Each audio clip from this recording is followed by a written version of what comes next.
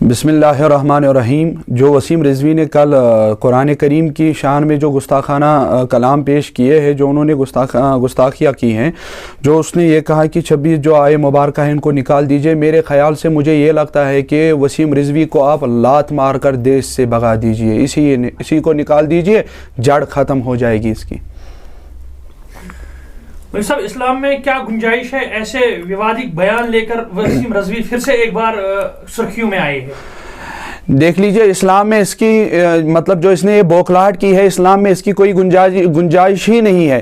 جو اس نے قرآن پر ایک بہتان گڑا ہے، جو اس نے قرآن کریم پر ایک بہتان لگایا ہے، میرے خیال سے اس کا دماغ خراب ہو گیا ہے. میرے خیال سے مجھے لگتا ہے کہ اس کو آپ کسی مینٹل ہاسپٹل میں درج کر لیجئے.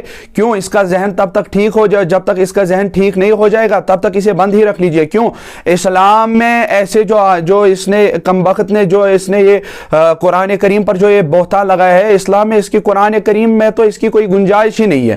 مجھے لگتا ہے کہ یہ اس کو مطلب اس ایسے عناصر کا استعمال کیا جا رہا ہے کہ جو اس دیش میں جو ایکتا ہے، جو اس دیش میں یونٹی ہے، اس کو ختم کیا جائے. مجھے لگتا ہے کہ اس میں پوری ایجنسیوں کا ہاتھ ملوث ہو سکتا ہے.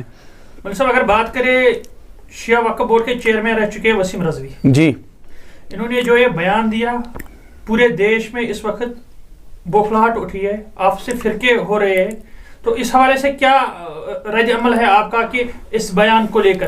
دیکھ لیجئے، جہاں تک شیعوں کا سوال ہے، جو ان کے علماء نے کل جو مطلب انہوں نے پریس کانفرنس وغیرہ دی ہے، اس میں انہوں نے کیا اس کو بولتے ہیں، اس بات کو واضح کیا ہے کہ اس کا ہمارے ساتھ کوئی تعلق نہیں ہے، اس کا کوئی مذہب ہی نہیں ہے. اس کو شیعوں کے یہ ان کے ورڈز ہے، these are the quite words of Shia sect.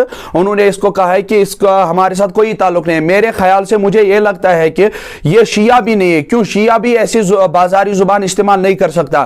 جو اس نے اس زبان کو استعمال کیا ہے، مجھے لگتا ہے کہ یہ کسی ایجنسی کے ساتھ ملا ہو سکتا ہے، یہ ان ایجنسیوں کے ساتھ ملا ہو سکتا ہے جو اس دیش میں رہ کر مسلمانوں کے دلوں کو نمبر 1 تو ٹھیس پہنچاتے ہیں، نمبر 2 جو مسلمان مذہب کو بدنام کرنے کی کوشش یہاں رچ رہے ہیں.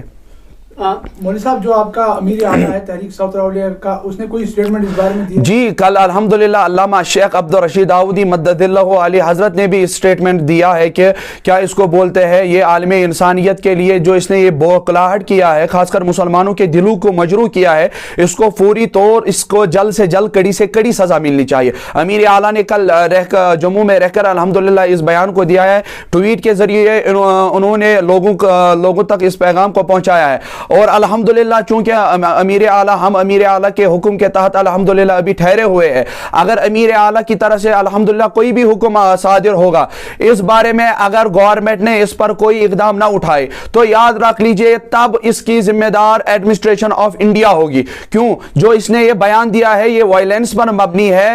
کیا اس کو بولتے ہیں، اس سے دیش میں، اس سے ملک میں فساد اٹھ سکتے ہیں. میرا یہ مطالبہ ہے، اور عالم اسلام خاص کر جو کشمیر میں بھی الحمدللہ جو اس دیش کا حصہ مسلمان ہیں، ان کا بھی یہی پیغام ہے، ان کی بھی یہی کیا اس کو بولتے ہیں خواہش ہے کہ اس بدبخت ذلیل انسان کو جلد سے جلد کڑی سے کڑی سزا دی جائے.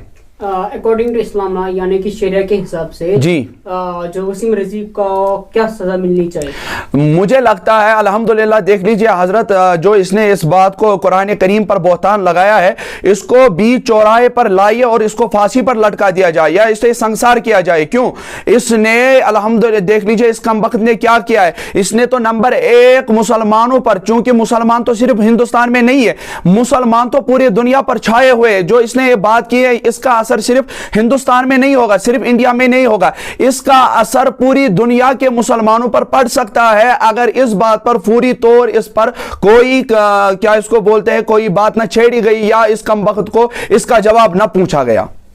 مولوی صاحب، اس ووادک بیان سے یہ بات سامنے آ رہی ہے کہ کہیں نہ کہیں فرقہ وحدت جو یہ ہو سکتا ہے झड़पें हो सकती है, उस रिलेटेड आपकी क्या मैसेज है पूरे उम्मत के लिए कि आपस में वो भाईचारा कैसे कायम रहे? देख लीजिए, अल्हम्दुलिल्लाह पहली बात यह है कि अगर मतलब हम अगर इसे शिया सेक्ट के साथ जोड़े तो वो मुझे लगता है ना इंसाफी होगी, क्योंकि उन्होंने कल इसको रद्द अमल इसका जाहिर किया है कि हमारे साथ नहीं है, इसको फांसी दे दीजिए।